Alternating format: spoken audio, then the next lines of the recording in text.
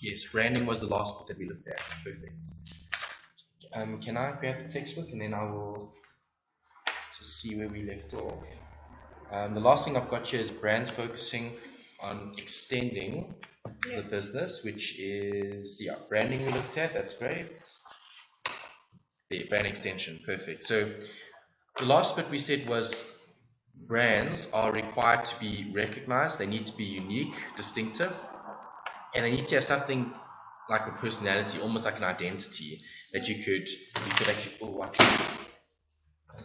could actually use as a way to get people to buy a specific product. And that's why businesses support brands, is because they actually live on their own. It's kind of like an individual in a way. Like that's what we said. Like, what's the difference between one t-shirt versus another? It's just the logo, it's the brand. Right? Because we've given it like an identity, people want to buy it. Yeah. Okay. So let's have a look at the next bit here.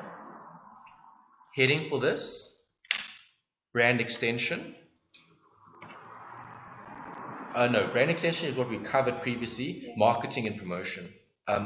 Expenditure budget. So that would be looking at the accounting side of things, the budgeting. So marketing and promotion, brackets, this is the budgets.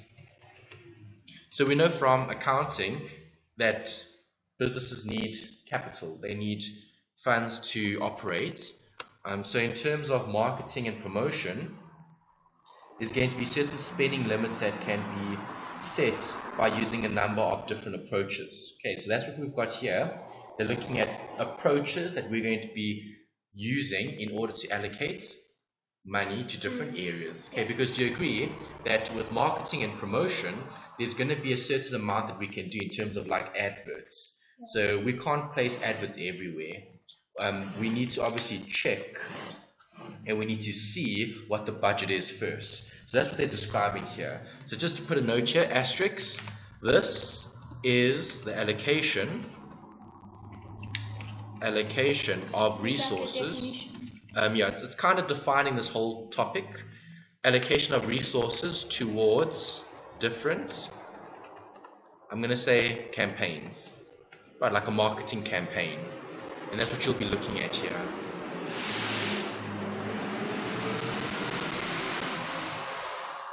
Right, so number one.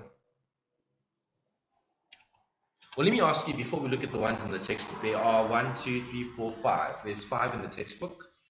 How would you allocate your resources towards marketing? Is there a particular way that you would do it? Like, what could you think of?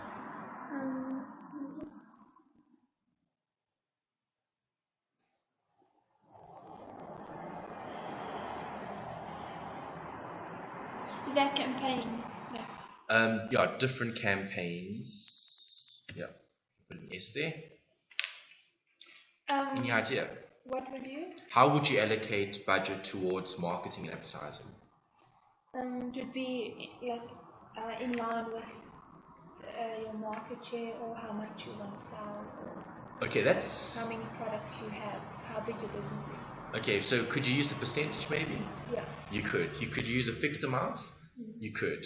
Okay, so there are different ways. So we're looking at taking funds and allocating it towards marketing. That's what we're doing. So the first way is percentage of sales. Yeah. Percentage of sales. That's the first method. And that method speaks for itself. Right, the business is going to be running and the business is going to be generating a certain amount of sales.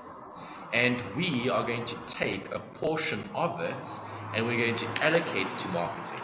Yeah. That's what we're going to do. So a company might choose to maybe use 10% of its sales. And all of that goes towards the marketing and advertising.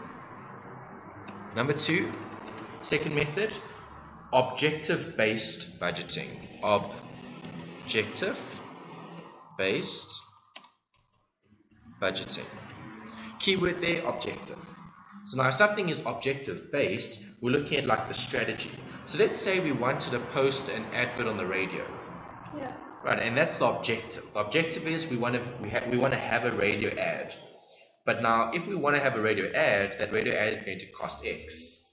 And that's why when looking at this, you're going to say, well, if the radio ad costs X, we need to allocate that budget towards it. Yeah. Right, it's not a percentage of sales. It's just what's the objective. Where are we going to place the ad? Third, competitor-based budgets. Competitor-based budgets. Budgeting, or budget, that's what they used here. Obviously here you're looking at a competitor, so you're looking at what everybody else is doing. So for example, let's say the competitor is posting adverts on radio, and we're in the same industry. Should we place a radio advert? Yeah. Probably if we want to compete with them. Yeah. Okay, but again, that's a business decision. It's just one way of allocating spend towards marketing and advertising. So you might want to allocate a certain amount of your budget towards, let's say, radio or television or print, because your competitors are doing the same thing. So if your competitors are advertising, maybe you should also advertise, because if you don't, it could affect the business in the longer term. Right, number 4 is affordability. Affordability. In the textbook, they say finance is often very limited. Depending on the size of the business, it is quite common for managers to adopt an attitude of marketing or attitude towards marketing as a luxury that can only be afforded after all other expenses have been met. Right, another way of allocating budget towards marketing. Some companies might be small, some companies might be big. Depending on size, they will look at this, affordability. So can we afford to pay for all the other parts of the business? So for example, can the business still run? Yeah. If we can pay for all the other expenses and there's still something left over, we're then going to use it for marketing and advertising. That's what they're looking at. And the last one, number 5, incremental budgeting.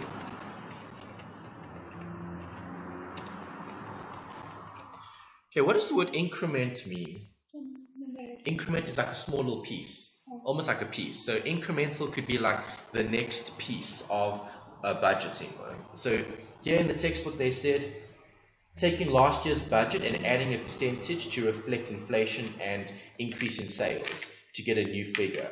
Incremental budgeting is looking at year by year, budgeting every year and incrementally increasing it by a small portion. Okay, that's the focus. I will write something down here then just to make sure that it's okay. So incremental, reviewing things yearly and adjusting the marketing spend.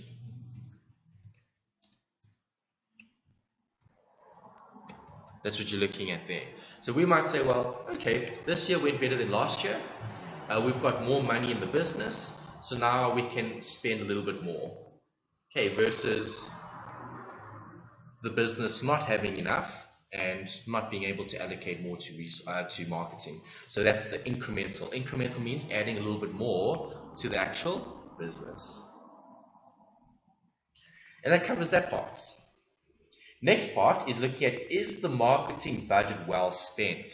So do you agree this is only one part of the discussion? How much are we going to spend? That's what we're answering here. So these are the factors of how much? No, this is how we're going to allocate funds in the business towards marketing. Okay, so it's not how much budget, well, it's kind of how much budget we have, because remember the budget is created by looking at one of these allocation methods. Okay, once the budget is created, then we need to look at the spend. So are we using the budget correctly? And that's the second part. So now the textbook is breaking this up into categories regarding the, I'm going to say, effectiveness of the marketing / advertising spend. Effectiveness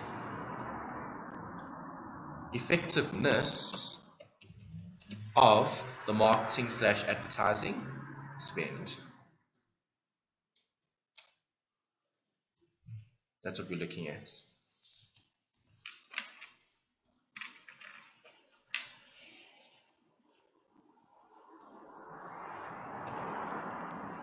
Right, so why is that important? It's no use in spending money on it if it's not. Exactly. So the first part, I'm going to add a word here, is the cost, inverted commas, and then the bottom here, this is looking at the benefits. Because that's what you're actually looking at. So there's no point spending money in an area that's not helping the business. Right, as a business, we need to determine what the benefits are, because if we know what the benefits are, that's going to add more value to the business. Is that okay? Right, and that's why we need to look at both. That's why the textbook's given you this, which is the budget part of it. Okay, so how much are we going to spend? And the textbook talks about, well, how are we going to look at the spending? Is it effective? Does it make sense? Have we received any benefits? Okay, so is the marketing budget well spent? That's the heading for this topic. Then they say from the viewpoint of society and the consumer, and from the viewpoint of the business. So two perspectives. NB, look at the external, and I'm going to show a bracket here. External is society and consumer versus internal, bracket, the business. Right, and we need to look at both. So do you agree, if we're trying to create a brand, we're going to be spending money on certain things to make the brand a brand. So that might take time and effort to develop a logo. It might take time and effort to promote it. And after we've done all of that, it's then going to have an image. Okay, that we spoke about that, like making something intangible tangible. It's like we love the brand. Okay, why do we love the brand? Well, it's a brand, but it's now more meaningful to people and more meaningful to consumers. Is that okay? Yeah. Yes. Okay, so that's something to consider in terms of the society, external. Do you agree? Because it's how is the market perceiving the brand? Okay, so for example, let's take stationery as an example. Right, some stationery is branded, some stationery is not. I mean, you get pens that are just pens, and you get other stationery that's actually more like branded stationery. Like for example, if we take like, I'm just trying to think, big pens, exactly. So I mean, a big pen is a big pen, but it's kind of branded in a way because they have a specific look and feel and maybe what do they call it, mechanism. So obviously the big pens are just click pens, so that's kind of how they sell it, big click pens, versus just normal pens that don't have that same mechanism. Right, but that's just one aspect, society and consumer. So are we going to measure what society and the consumer is viewing in terms of marketing? So how can I say, view the brand? Or are we going to look at the business and what does the business think about the actual product? Okay, so two things to consider there. Okay, that's what they've looked at here. And then they've looked at different ways to evaluate or assess with some accuracy. So here on the next page they say, modern marketing experts will now dispute that view as new techniques and technology have enabled the effectiveness of all promotion campaigns to be assessed with the same accuracy. So now the big question is, how do we measure this? Measure. Let's put a note here. Measure. Question mark. Do you agree? If you want to look at the benefit, what are you going to measure? Are you going to measure the number of customers that saw your adverts? Maybe. If it was social media, you could say, well, how many people liked the page, okay, or the advert. So let's say we placed an advert. How many people actually clicked on the advert to like the advert? Or if it was maybe something like a TV commercial. How many actually? Yeah, fine, thanks. Yeah. So in terms of like measuring, we're going to look at, for example, how many people see the advert? Or on radio, how many listeners do we have? Okay, do we have 10,000 listeners? Do we have 1 million listeners? Do we have more than that? Okay, and the radio station can give you that information. Measure that too. Exactly. Even on Instagram, there's that thing to see how many people Exactly. clicked on your profile. Exactly, yes. So it's called analytics. Yeah. Okay, you get different analytics that can measure different things. So if I'm looking at analytics, I'm trying to identify whether something is working or not. Okay. Right, so there's no point. Okay, let's use your Instagram example. So if I post a post on Instagram, what type of exposure does it get? Do people click the actual like button? Do people go to the page? Do people look at the profile? Do people click the link? There's different things to consider. It can show you all of that. Yes. Okay, and why do we need that? It's to establish if the marketing or advertising is working. Because do you agree, maybe we spent money on the budget. So let's say this advert here in the textbook. There's a watch here. Okay, this brand is called Tissot. Right, legendary Swiss watches since 1853. Okay, so 1853 is a long time ago. Okay, that's like 60 years, roundabout 60, 70 years, somewhere around there. So do you agree these Swiss watches have been manufactured for like 70 years, and now they obviously need to market and brand the watches so people buy them. So this is looking at the marketing advertising spend. How effective was this ad? Okay, I don't know where this ad was placed. They don't say. They just say an example of persuasive advertising. And this is an example of informative advertising. Remember the difference? Yeah. Informative gives information. So if I look at that, I can see, okay, free text for life, T-Mobile Pulse. So T-Mobile is obviously an American, it's like MTN or Vodacom. It's a service provider.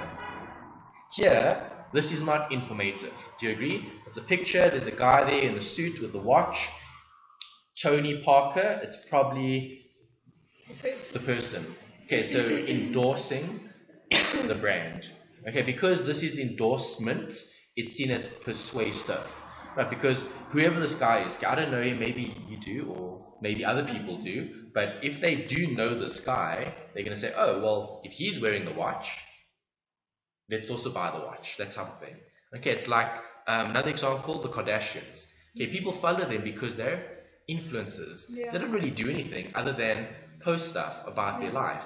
But because everybody's watching them, they become important. And that's why you've got this. Right, so benefit. How many people are actually looking at the ad? How many people are looking at the text, okay, or the information, whatever it is. Right, so let's look at the first one. Number 1, A, we're going to measure this looking at sales. That's the first one. Right, so that's one way of measuring the effectiveness of advertising. Have the sales improved? Have the sales changed? Okay.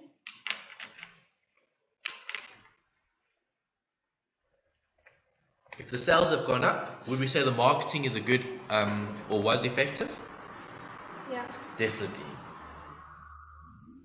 How are we going to establish that? The textbook talks about before and after. So can we measure the sales? Well, we should be able to, but we need to look at the sales before and the sales after. You can't just measure the after. You need to compare it against something. Right? And that's what the textbook's looking at. So they talk about before and after. What does it look like today, and then what does it look like after the advert has been placed? Okay, so if we're going to place this in the newspaper or the magazine, this thing, okay, we're going to see, well, what are the sales before we place the ad? And then let's place the ad, and let's leave the ad here in the newspaper or magazine for a month. After a month, we're going to look at the ad. Well, not ad, we're going to look at the sales. And we're going to say, well, did the sales go up, or were the sales the same? Okay, if the sales went down, well, maybe people didn't like the advert. Okay, and that's possible. Sometimes businesses put out ads. Exactly. Stay away from the brand. Exactly. Like Okay. people don't like the Nando's ads. Exactly, yeah. So things can happen where it can harm the brand and it can help the brand. So when marketing and advertising, those companies need to be very careful what they put out. Yeah. Okay, so if they put out something controversial or something that people don't like, that can actually pull business away rather than bring business. Let's look at another one, B. Number 2, consumer awareness. Consumer awareness. All right, awareness is, are people, or do people know about your brand? Okay, are people familiar with your brand? That's B. So another way of measuring the effectiveness of marketing and advertising is determining whether or not there's awareness. In other words, do people actually see the brand? Do people interact with the brand? Do people like the brand? That's the awareness. And the textbook says, each market research agency can publish results on overall recall or awareness tests based on answers to a series of questions concerning the advertisements. Right, so this would be in brackets, surveys. That's the only way you're going to know if there was appropriate awareness, is you're going to have to actually ask the audience. Right, so let's place the advert, and then 2 weeks or 2 months or 2 years down the line, we can then have a survey and say, do you remember seeing this ad? Yeah. Do you, or did you like the ad? So this ad might not be very memorable. Some ads are very memorable. Like you might remember ads from 1, 2, 3 years back. Like the Nanda stuff kind of, like you mentioned it, because it's controversial, people kind of remember those things because it's not just something like, here's chicken, come buy it, type of thing. It's a bit more than that. Yeah. Okay. 3C, let's label that one. Consumer panels. Consumer panels. In brackets, what does this deal with? Well, they say chapter 17 spoke about research, market research. There's the key. Markets, research. So we're going to be looking at the industry as a whole. So for example, the panel is going to uncover specific data regarding, here the textbook says qualitative feedback. So market research, we could maybe put the word qualitative. Do you remember the difference between qualitative and quantitative? Qualitative is measuring the quantity. Quantitative, you mean? Quantitative, Yeah. and qualitative is the quality. The stuff that you can't measure, exactly. Yeah, so for example, can I measure how many people buy the product? Yes. Can I measure how much they like the product? No. Okay, so how much somebody likes the product would be qualitative. Yeah. Right, because they'll either like the product or they won't like the product. Right, so yes, I like the product, or no, I don't. Quantitative could be how many people like the product, how many people don't. That's a bit different. And then the next one, D,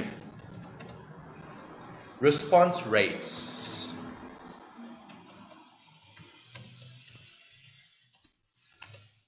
Inverted commas, they talk about hits here. So for example, websites can record the number of hits. Video sharing sites can record the number of times something is viewed. Newspaper and magazines have possible tear-off slips or request more information or telephone numbers. Okay, so for example, let's place an ad. Call the office, call the business, call the person, whoever it is. Okay, if I'm looking at measurement, the response rate would be how many calls did we get. That's more quantitative. E.g., hits. Right, so was our advert successful? How many people saw it? How many people actually phoned the office? How many people actually visited the website? That type of thing.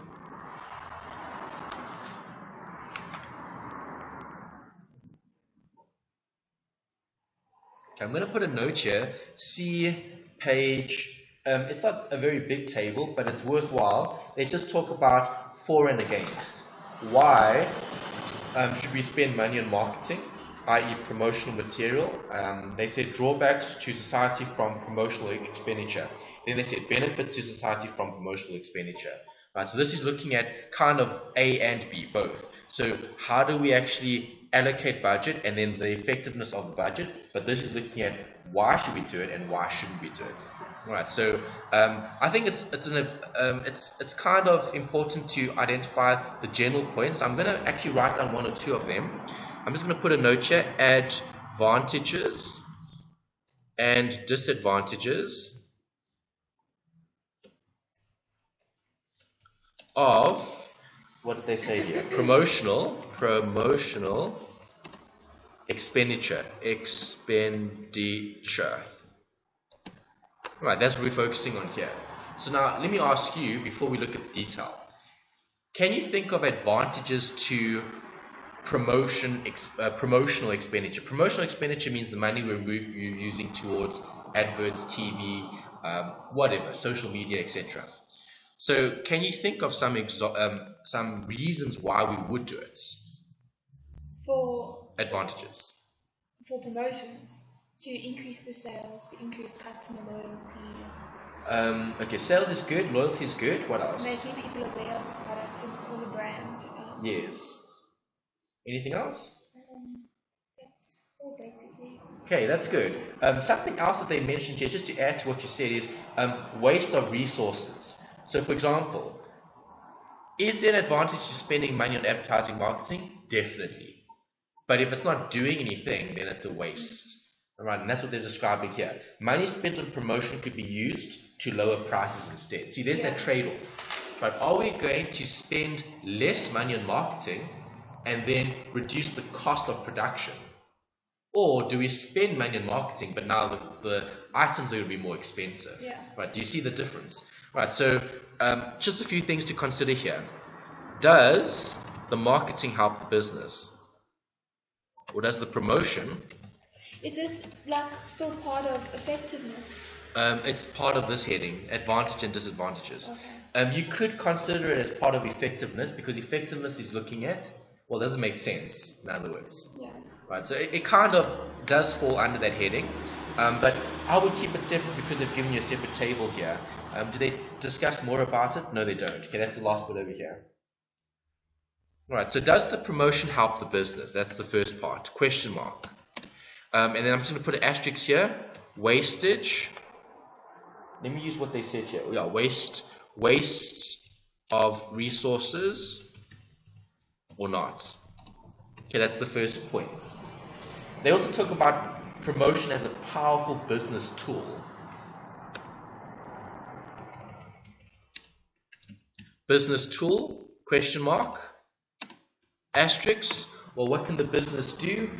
Encourage, increase sales, encourage consumer behavior, etc. Encourage consumers to buy, comma, increase sales, etc. Right, there's a whole lot of different, let's say, outcomes that could be achieved by marketing advertising. Right, it's not only about telling people what the product is. It could be used as a tool. It could be used as a tool to create a brand. Okay, so for example, why do big brands pay celebrities to wear their clothes? Because it's the people that see. It's the endorsement, it's branding, exactly. So do you agree, if we came up with a new brand, and let's say we had lots of marketing money to spend on the brand. Okay, let's say we just made a new t-shirt, and we just like literally put a logo on the t-shirt. And then what do? We paid a big influencer. Okay, we paid a celebrity to wear the brand all the time. Like literally from the time they get up to the time they go to bed, they must wear the brand for our business. Do you think the business will grow? Yeah. Probably. Right, because that's a tool. So see, we can use it as a tool to create a brand or to create, I'd say awareness in a way, but it's to create something that people are going to be using in order to build the business. That's all it is. It's a tool. It's a means to an end, basically. Other things they talk about is consumerism. Do you know what that means? Something to do with consumer. Yeah, so consumerism is this whole idea of buyers and sellers. Right, so example here would be Black Friday. That's consumerism. Why? People buy and sell goods. Black Friday has made this like an event now. So every year around November, okay, the last weekend before the new month, before December, there's this whole Black Friday phenomenon. Okay, and that's all about consumerism. So what does marketing do? Does it add to consumerism? Yes, it does. Okay, because let's say if we drove around the city and we never saw an advert, do you think that's good consumerism? No. Right, because we drive around and we see adverts everywhere we go, that's creating this whole idea of consumerism. Why? Because the consumer is the person that's the most important, let's say, person to please in terms of messaging, communication, etc. Right, and that's the reason why companies put marketing everywhere. I mean, when we go, it's literally everywhere. You can sit on public transport and the buses are branded. You can go on holiday and there's branding. You can just walk down to the store and there's like posters everywhere. I mean, there's like billboards on the lampposts. There's like flashy signs with lights. So like even when you go to the store, why does the store have a banner or have a store name or even like here? So for example, why is there that placard that says the business name and contact details, or like this little thing here? Like, why did the estate agents put these little things to tell people that this house is on show? Yeah. It's because of that consumerism, okay, buyers and sellers, and trying to create that culture. And so Black Friday is probably the best example I can give you for that. People going crazy because of buyers and sellers. Another thing, consumption. Question mark. Consumption. Consumption. There. Question mark. E.g., needs and wants. That's what we're looking at. Okay, and I'm just summarizing. So obviously you can look at the textbook for the actual points, but I'm just looking at like categories. So advantages and disadvantages. Consumption, needs and wants. So do people know about our products? Is our product a need or a want? Are we going to have to advertise bread? Probably not, because people generally need it. Okay, people use it for as a source of food, okay, or other items. But wants are generally the ones that need to be promoted. Okay, so needs versus wants. See, this is the whole idea of consumption. So advantages and disadvantages of promotional expenditure. Would it be a good idea to promote bread? No. No, because the advantage of promoting bread is probably not that much. Yeah. Okay, it's probably more of a disadvantage to promote bread. Sales would really increase. Exactly, because sales are going to be pretty much the same, because people are going to buy it whether they like it or not. But maybe the branding of the bread could be important. Okay, because people might be loyal to a specific brand of bread. Okay, Albany or Blue Ribbon or what are the other? Well, new ranges like when they have rolls, like Albany has rolls now, and they have those other sandwich things. Exactly, yeah, this little sandwich slice type things, yeah. So, see, that's promotional expenditure. So now they're promoting something new, they're not promoting old. Okay, the normal bread. Nice. Right, that covers that. Let's see, the last bit here. I just want to see how we can maybe summarize this. Consumer markets and industrial markets, promotion and the product life cycle. I think that might be better to use as a heading. Yes. Okay, let's use that one. Okay, new topic altogether. There's how many? 1, 2, 3, 4. Do you think I can fit it here? Yes. Promotion and you'll need more space at the top to do the last bit, which is that. Yeah. Okay. Promotion and product life cycle. We've actually looked at this before. It's actually repeats, but it's looking at things from a promotional point of view. So I'm going to put a note here: promotional expenditure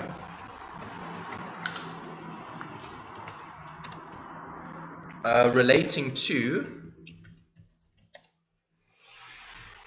product life cycle. That's the key. So you should be familiar with the product life cycle from previous work that we've done. Do you agree? Yeah.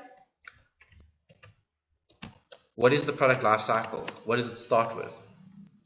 Startup, do you agree? Yeah. So you need to start with something, the introduction, exactly. So startup / introduction. That's the first step. So let me ask you this. How much promotional expenditure are you going to have when you are starting out? Probably a lot. That's what they're looking at.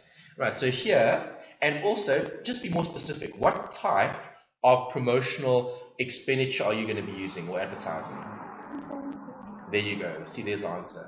Right, so the textbook gives you a table. They talk about informative advertising. Why? Because it's startup. No one knows about your product. You need to tell people about it. Okay, number 2, growth. Are we going to be marketing? Are we going to be advertising? Are we going to be doing promotions? Yes, but now what are we going to do? What do you mean with the promotions? Like flyers or that stuff? Possibly, but if we're at the growth phase, would information be key? No, it could be more brand. Yeah, it could be looking more towards the brand. Persuasive, exactly, good. So you might be changing it. So you might still do informational, but it could also lead towards persuasive. It could be a mix of both. It could be both even, but that's the growth phase. Right, number 3, maturity.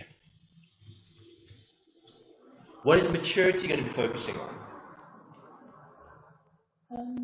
Still just getting the brand out there. But the brand is already out there. Maybe expanding on the range. Okay, maturity means we've kind of reached the peak of the actual business cycle. Right, so now things are starting to decline. Well, that's the next step. But maturity is sort of the, as you said, the peak. So now at the peak of the business, what does the business do? Do they use more informative? Do they use more persuasive? Is it a mix? What would you think? Persuasive. Persuasive, in what sense? From what perspective? Like you need the product. I would say loyalty. Yeah. Okay. Yes. So persuasive, yes. The textbook says advertising to emphasize the differences between your product and the competitors. Right, because what happens at maturity stage when we think back to the different stages? Competitors. Yeah. Okay, because startup, if it's a new business, there's no one to compete with. Why? Because no one thought of the idea. Yeah. But now we grow, the business grows bigger. Now things are common. Now everybody wants to get part of the, wants to be a part of the business, or at least be a part of that market. Yeah. And then maturity is now, well, it's not only us, but everybody else. Okay, see, maturity, that's how the business progresses. Okay, when we look at the different steps. Okay, so at this step, NB, dealing with competitors. That's the key. Okay, I'm just adding that because that's the maturity part of the business. Okay, because now everybody wants to have the same business. And now we need to start differentiating ourselves from the rest, from the crowd. And the last one is decline. And that's the worst stage of the business, when things start going down. What must we do in terms of marketing? Promote sales. Right, so this is going to be focusing on transactional marketing, getting people a buy. Right, because if there's a decline, not good. Okay, so how are we going to change that? We need to encourage sales. So then they said here, sales promotion. So it might be like buy one, get one free. Those type of things that we saw previously. Things that drive sales. Things that make people buy. Okay, or buy this product, get a free sample. Or buy this and get a discount. Whatever it is. Okay, but that's what they're focusing on here. Okay, so decline, assuming no extension strategy. So extension strategy meaning the business is wanting to grow. Okay, we spoke about extension earlier. Ceteris paribus, basically, you're saying that we're assuming there's no extension, and we just look at the marketing that we would do to increase the sales. That's all. Right, so here, sales promotions is key. That's why businesses adapt and change. So even with the different stages, the marketing will also adapt and change. Okay. We've reached the end, last few topics. Okay, the last bit looks at the actual channels, the distribution, which is nice because that looks at where do you actually market and promote. Okay, so new heading.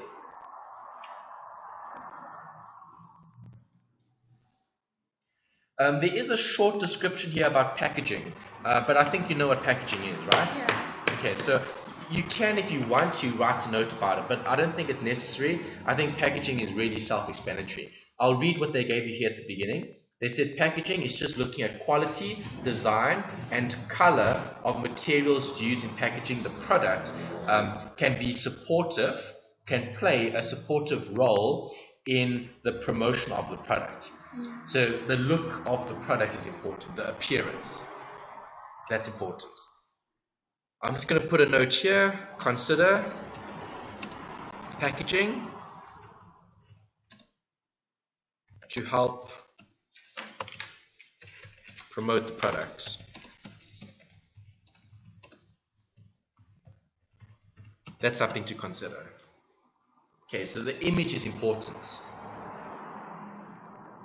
Even if we talk about influencers, so for example, like the Kardashians.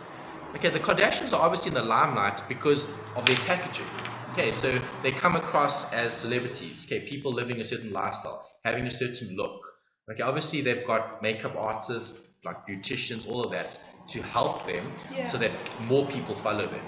Okay, rather than if they didn't have all the help in terms of packaging, it would be different. Same thing with the product.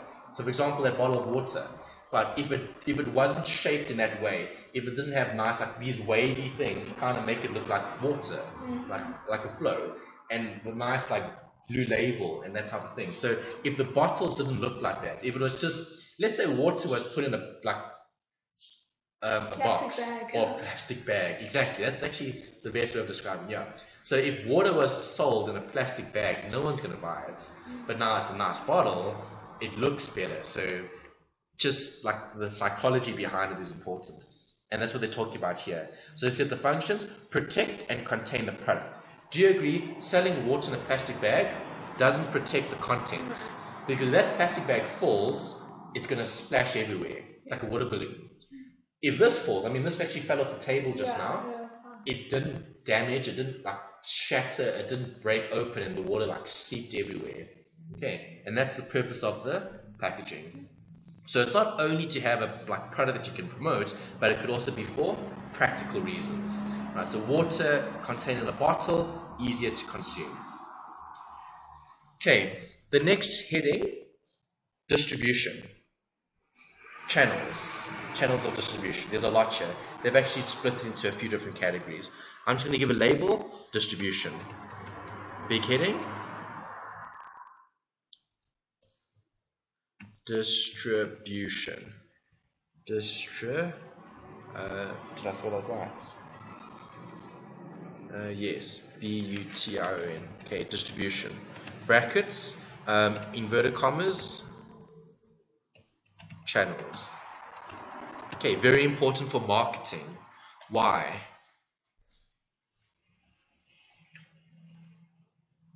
Why do you think this is important?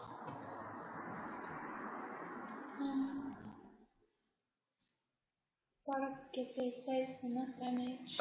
Okay, yes, and it's more the meeting place between the consumer and the product. That's kind of what you're looking at here. So distribution, just be careful. It's not so much the transport. So just be careful because I know when you think of distribution, you're thinking, well, let's buy something and let's transport it to this place. But it's a bit different here because we're looking at what? Promotion. We're looking at marketing. So distribution here looks at the communication of the message. Yeah. Okay, that's why they said here, concept of distribution. Okay. Let's highlight and label it. The textbook says, the distribution of the message. Yes, the textbook says, getting the right product to the right consumer at the right time.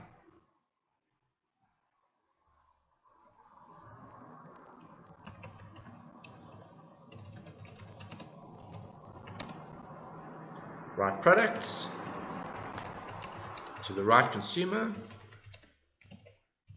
So it is kind of like transport. right time. Yes, that's the physical distribution, and then the marketing side of it would be the message, the communication. Okay, so yes, we're going to be distributing, but see, here they said supply chain, they mention it, and then they talk about channel strategy in terms of distribution regarding how things are going to be sold, where are things going to be sold, should the internet be used as a channel, how are businesses going to stock products on the shelves. Yeah. Okay, so those are different ways to distribute the products. Okay, so online sales versus in-store on a shelf. Okay, if it's in-store on the shelf, who gets the top, who gets the middle, who gets the bottom? Yeah. Okay, so that's important because if you're selling your product, where do you want to be seen? In the middle. In the middle, probably, because people are going to be looking at eye level. Right, they're not really going to be looking up or down unless they're looking up and down. But obviously people are lazy, so their eyes are just going to go to a certain place. Exactly. Okay. Alright, so I think that's enough there to summarize that. If you want, you can write supply chain, talking about the actual physical distribution of it, and then the marketing would be the other distribution of it, which is the message, the communication. Okay, the textbook says the main purpose of distribution is not necessary to aim for lowest costs. A farmer could decide to sell his products only to consumers who visit his farm and not to transport goods to retail outlets. Is that a good strategy? A farmer. If a farmer only sells from his farm rather than selling products from the retail outlets. Go to the farm to get fruit. Exactly. Okay, it's going to be very difficult for everybody to drive all the way to the farm to buy fruit and vegetables. Right, so distribution would be to take fruit and vegetables from the farm into the retail outlets. See, that's physical distribution. But does that help marketing? Yes, because that's promotion as well. Right, because do you agree, taking the fruit from the farm and moving it to the store is a way to market and advertise your products. Okay, because now if all the retailers, Woolworths, Checkers, Pick n Pay, Macro, Game, Spar, all of them. Okay, if you can put your fruits and vegetables in all of those shops. Exactly. Distribution in terms of selling the actual physical product, but also distribution in terms of the communication. Because now you've got your brand in all the stores. Does that make sense? Okay. That's what they're talking about here. Maybe just to add, distribution strategy is used by business and it will have a key objective. So just a point, just to add to this, distribution strategy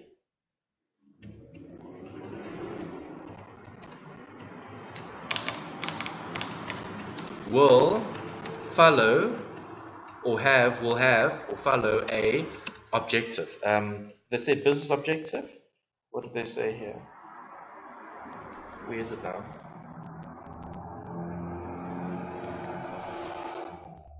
Oh, key objective. That was it. Follow a key objective. That's also fine. Okay, so objective means we want to achieve something specific. Right, so a farmer might choose to put all his fruit and vegetables in a store because of the strategy or the objective. Easy for the customer to buy it, and also wider reach. Okay, because now we've got our fruit and vegetables in all the stores rather than just on the farm. Okay, so that's distribution. So distribution because of product, but also distribution because of message. Okay, because now we can brand it. Okay, this box of fruit is from this farm. Okay, and if people like the quality of the fruit, they'll buy that specific brand. Okay, and that's why when you go buy, let's just say you're buying a packet of apples, right? Even that packet of apples is branded.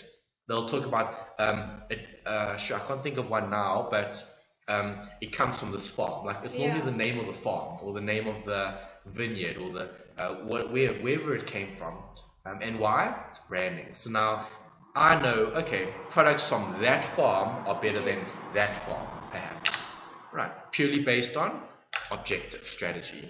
Okay, so there's quite a lot to think about here with distribution.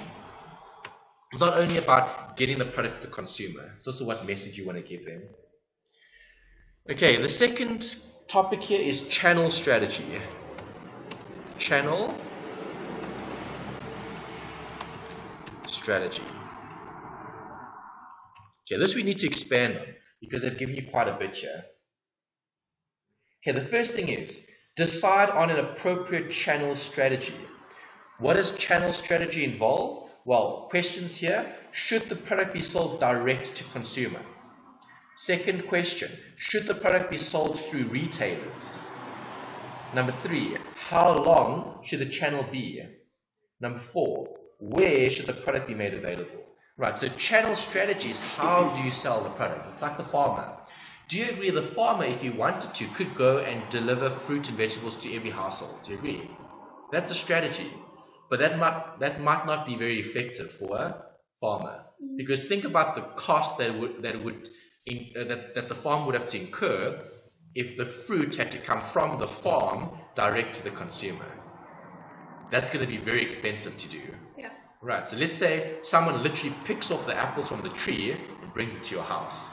That'll be nice, but very expensive to do that. So that might not be the best strategy. Do you see? Okay, another strategy, see, through retailers. Okay, so some products you should sell direct to consumer. Okay, it's called direct selling. Right, so for example, products that can only be bought through an agent, like a house. You can't go to, so for example, no business sells a house, do you agree? You can't go to, like for example, you can't go to a shopping mall where there's a house that's on sale. Okay, yeah. Where they've literally like lifted the house, put into the store, and now you can buy it, and then you take the house home with you. It doesn't happen. Okay, so that's direct to consumer. Why? Because the agent has to bring the person to the house to sell it. Yeah. Retailers, items that are bought and sold through a store. Okay, so not all goods can be bought and sold through a store. For example, can you buy insurance through a store? No. Okay, that you have to go to an insurance business. Okay, a broker. Okay, a salesperson. Can all products be sold on the internet? Kind of. Some can't, some can. Yeah. Okay, but generally, it's a strategy. See, that's what we're looking at. So, channel strategy is how to, I want to say... How you sell the product. Yeah, but that sell the product is a consideration, but it's a little bit more than just selling the product. It's also, it's like taking it one step further. Maybe let's just see if we can use one of their words here. Channel strategy must be integrated with marketing objectives. We know that. Okay, what is the objective? Then that creates the strategy.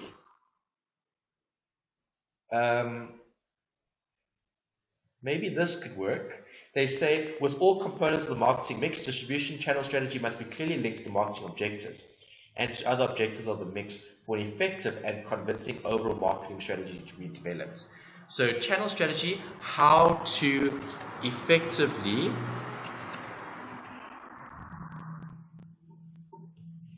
convince the overall, no, the wording is not good. Okay, I think let's leave out the how to. Effectively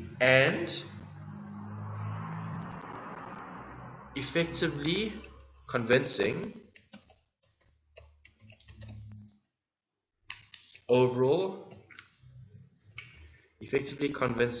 overall marketing strategy.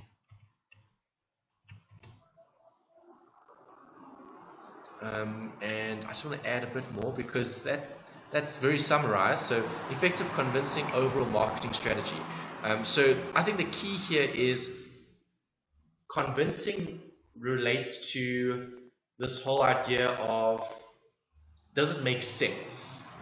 So like we said, that's what I'm trying to say is that does it make sense to for a farmer to sell goods to direct to consumer? Does that make sense?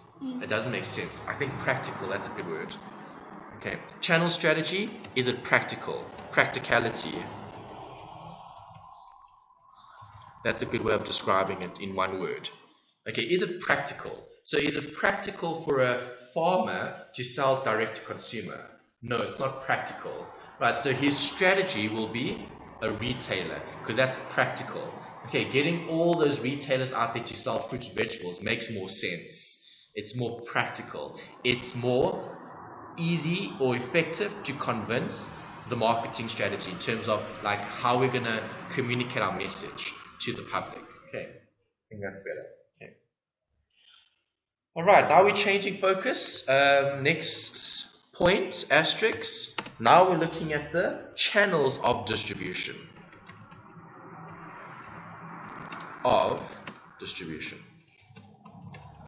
Okay, and this is talking about what you spoke about earlier, like the transport stuff.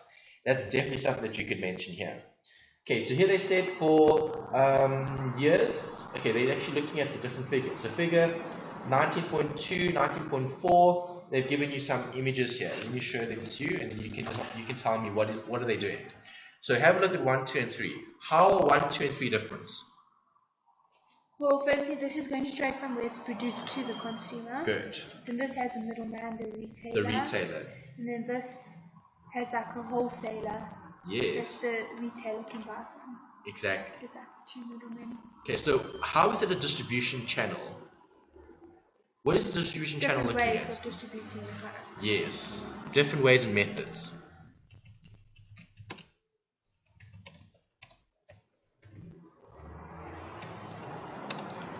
How much? I'm going to say how long is the supply chain? Supply chain. Question mark. Okay, when I talk about supply chain looks at what? The process. The process from buyer to seller, or from seller to buyer. No, buyer to seller. No, hold on. Buyer and seller are different. It's from seller to buyer. That's the better way of doing it. Seller to buyer. Okay, and that's what the pictures are showing you. Okay, so do you agree? A distribution channel is going to look at that. So let me ask you about the fruit and vegetables. Do you think the fruit and vegetables went straight from the farm to the store?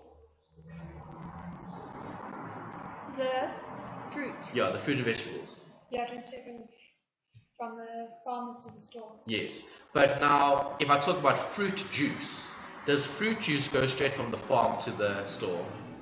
No. It goes to a manufacturer. Yes, okay, so it might have farmer, manufacturer, then retailer or wholesaler, depending on whatever the situation is. But that's looking at the supply chain, right? So how many different like steps did we have in the finish like process, right? So if our good is going to be on the shelf, how did it get there? What was the distribution channel? Okay, that's what you're looking at there. Okay. Let's see if there's anything else. Okay, they talk about increasing size of retailers and all of that. That's just background information related to these diagrams. Ooh, nice. Very, very, very, very, very nice diagram. Why? Have a look at all the notes that it summarizes here. It gives you the type and main features of all the different ways to distribute goods. It gives you an example. It gives you the benefits and the disadvantages. Okay, so they talk about benefits and drawbacks. Right, very nice summary here. Okay, so for distribution, NB, see page 288. Summary table with ads, with advantage, with benefits and disadvantages, with pros and cons. That all fits. Pros/cons. Okay, really good summary there. All right, that talks about the distribution. Don't rewrite it, just refer to it. Okay, it's easier. Perfect. How are we going to summarize this? Viral marketing. Okay, that's nice. But let's just see. Heading wise, this is different because we're talking about the internet now. I'm going to write down technology. Can see you going for an interview. Yeah. All nervous. That's what I was looking at. Okay.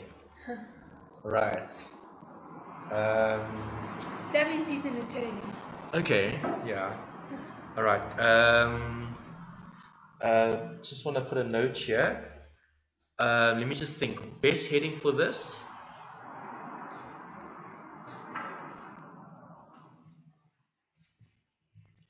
I'm going to say technology, because they talk about viral marketing, they talk about the internet, and they talk about the 4Cs, okay, e-commerce and all of that. So I'm going to, actually let's make a separate heading for this, actually, separate page. I'm going to talk about considerations in a world of technology. Right, that's what I'm going to write down as the heading for this. Okay, considerations in a world of technology. Number one. Should I start a new page or? Let's see. Can you fit in 1, 2, 3? Okay, well, 1 point with 1, 2, 3, 4, 5 sub points.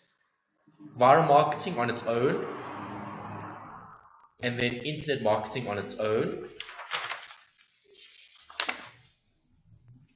and then an integrated marketing mix. So those 4 things. Would you be able to fit it? Probably not. Okay, so then maybe start a separate page. But then that might be a bit strange, just for like literally. I mean, that's the end of the chapter. Maybe try squeeze it in, I think. Maybe we can do it at the back. No, don't do it at the back because you're going to forget about it. Try put it on the front. Yeah, let's try squeeze it in. Yeah. Yes, maybe. Okay. Okay, because it's not that much. Let me do this. I'll try summarize it even more. Okay. So you can fit it in. So the head. Okay. Yeah. Maybe you can just say technology impacts, or technological considerations. You don't have to write such a big heading like I did. Something you can try simplify that. Okay, number 1, internet. That's the first one. Okay, so let me ask you this: how does internet help promotion? People see it. Correct. Okay, more eyeballs can see the internet rather than a banner, okay, or a poster, or a pamphlet, or a billboard. Okay, so internet has reach. What I do like about the textbook here is they spoke about 4 C's: commerce, e-commerce, communication, cost to customer, customer solution, convenience. Okay, so they've brought in 4 C's as well here. 4 C's I think we spoke about previously, if I'm not mistaken. Might have. Do we speak about 4 P's? I think, do we not look at 4 C's as well? We might have. We did. I'm sure we did somewhere. Let's check in the index just to see where 4 C's came up. Well, I'm sure it's come up before. I can't remember where though. Might have even been in this chapter. Let's just see. 4 C's. Yeah. Yeah, see, you got it there. Just read them out. Customer solution. Yes, that's here. Customer. There's it there. Communications. There's consumer it. And Convenience. Yeah, so we've covered it before. So what chapter was that? First chapter. 18. 18. Okay, so internet brackets, 4 C's. We're ready to talk about it again. We're not going to talk about it again. I'm just going to list them. Okay, well, not list them as what we had earlier, but I'm going to give the point that relate to each of them. Yeah. So number 1, e-commerce. 4 C's recap. I'm going to say e-commerce. Right, that's looking at which C? Convenience. Right, it's so easy nowadays because we have technology and we have the internet. We can buy anything we really want to over the internet. It has helped the convenience. So now promotion is something we need to consider here, because e-commerce is a way to also help promotion, i.e. through a website or an online store like Amazon, etc. Okay, eBay, and so on. Online and mobile advertising. What is that? Communication. Okay, so I'm going to say this is convenience. Okay, next one. Online advertising. Right, so now instead of having to construct a billboard and place that on the side of the highway, which costs a lot of resources, and you might have to pay the government for the space and rent and all of that stuff. But online, I literally just create something digital and put it onto social media, and there we go. Instant banner. Okay, so online advertising is looking at the communication. That's the next C. Right, next one. Research, market research. Easy or difficult to find things about your consumer? Very easy. Just go look at their pages, go look at their websites, go look at their profiles, and then you'll know that person wants to buy your product or not. Yeah. This is looking at customer solution. In terms of the 4 C's, customer solution. And the last one, pricing. Dynamic pricing. Okay, so would you say it will be more cheap or more expensive to buy online? Cheaper, because should be cheaper. Such a markup. Exactly. Why? There's no bricks and mortar. They don't have to pay rent for a store. Right? They don't have to pay employees to stand in the store for however long. Right? All they need to do is just have a warehouse, and that's what Amazon does. They have a warehouse of products, and they list it on the website. What do you want? We'll send it to you. That's all. Like Takealot. Okay, in South Africa, I'm sure you probably used you might even have used them before, perhaps. I don't know. But Takealot is very easy and convenient. You find something you like, you buy it, and they send it to you. It's so simple, and it's cheaper as well. If you buy something through Takealot, it's actually cheaper than if you buy through a retail store. Okay, costs. That's the last one. All right, and those are the 4. Next point that relates to this, viral marketing. Number 2. Viral marketing. Do you know what that is? No, I've never heard of it. Viral, when something goes viral. Oh, like blows up, big time, yeah. So viral would be asterisks, the public going crazy about a product / service, and this creates its own marketing / advertising. Okay, that's when things like blow up. So for example, Justin Bieber's coming to South Africa. Right, now what does everyone do? Post on social media. Yeah. Right, it might have just been one little advert, like some ad somewhere in the newspaper. I don't think he even advertised that he was coming. He just put it on Instagram. Exactly, something as simple as that. Why? It's viral marketing. See, that's the thing. Okay, it's a way to generate that almost like organic, like it's almost like organic advertising. I mean, he didn't pay all those people to like repost or to like share that information, but people do it. Why? It's viral. It goes crazy. It's word of mouth as well. Okay. Right. So let's just talk about that there, and then let's talk about the impact of internet marketing. Right. So the next one. This should actually be separate. Impact of internet marketing. Again, pros and cons. Have a look at page 290. NB, summary table, page 290. No need to rewrite all of this. Here they give you benefits and the limitations for internet marketing. Right, so let's just discuss a few of them, just so we've covered it. Give me some of the benefits. Why is it a good idea to market and advertise on the internet? A lot of people nowadays use the internet. Good. More people use it. Reach is good. Great. What else? Like you said, it will be cheaper. Good. Inexpensive. Yeah. Perfect. What else? Both for the consumer and the supplier. Definitely. Anything else? Business. Think about speed. Speed as well. Good. And maybe Fast. a good way for people to see the product. Like yes. Exposure. They can put videos. Good. Interactiveness. Nice. Put that on paper. Perfect. All right, nice. You've covered a lot of what they've mentioned here, but in different topics. Pardon? Attractiveness.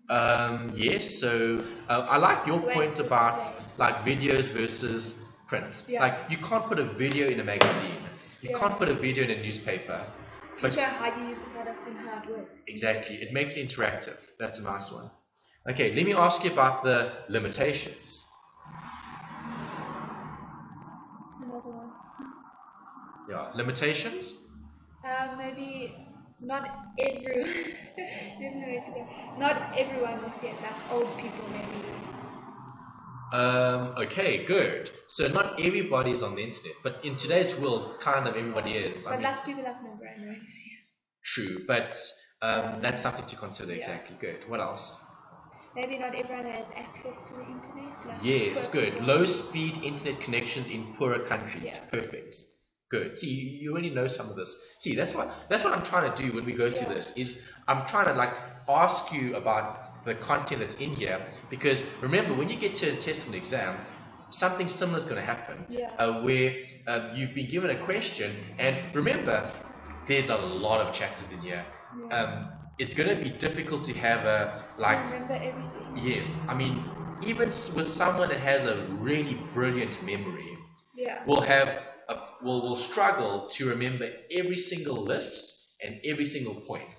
Yeah. Okay, so that's why what I'm trying to do here is I'm trying to give you more understanding and then approach. So like if you can understand what this key, like here, impact of internet marketing, we know what that means, marketing on the internet. And now the approach is, well, can you think about good things and bad things about it?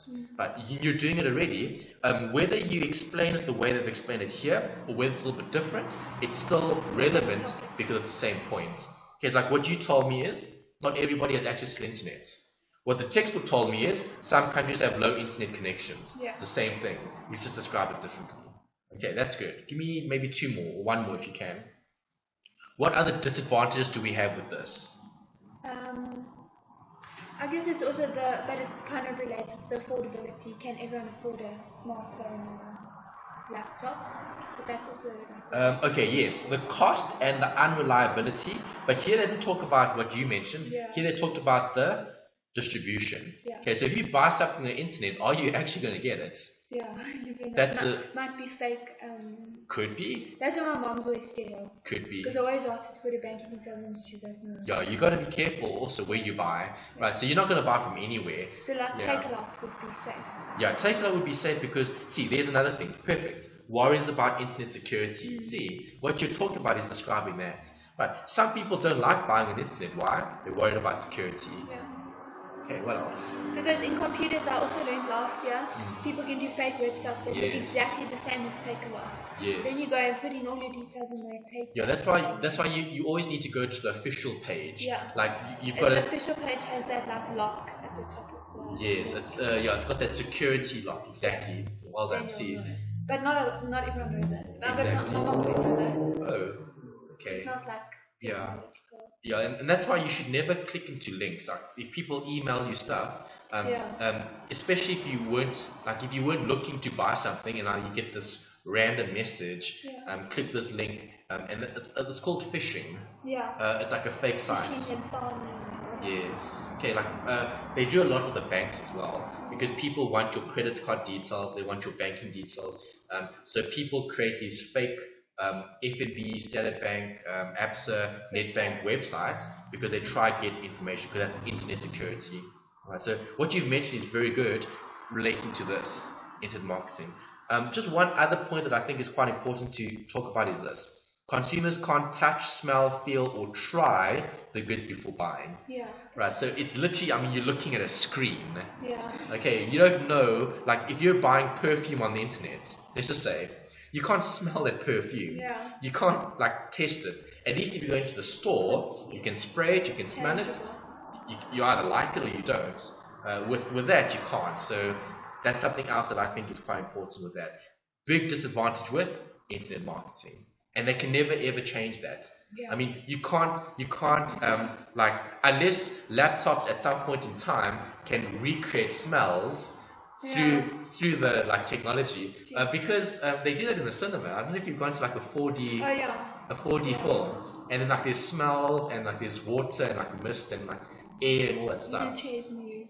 And that's the type of thing. So maybe if technology improves, maybe the laptops in the future, maybe they'll have chemicals in them. So if you want to test the smell that's sent, the computer like shoots something up or something. Like, I don't know. I'm thinking like futuristic stuff. But obviously right now that can't happen.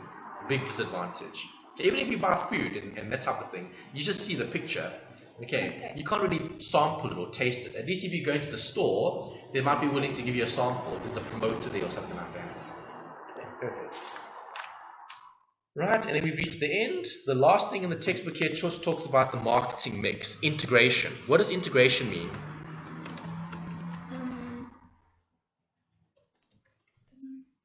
Bringing everything together. Marketing mix. Right, so do you agree the marketing mix looked at what? Let's recap. Product, place, and then in this chapter, actually let's keep them together. In chapter 18, product and price. Chapter 18. Chapter 19, promotion and place.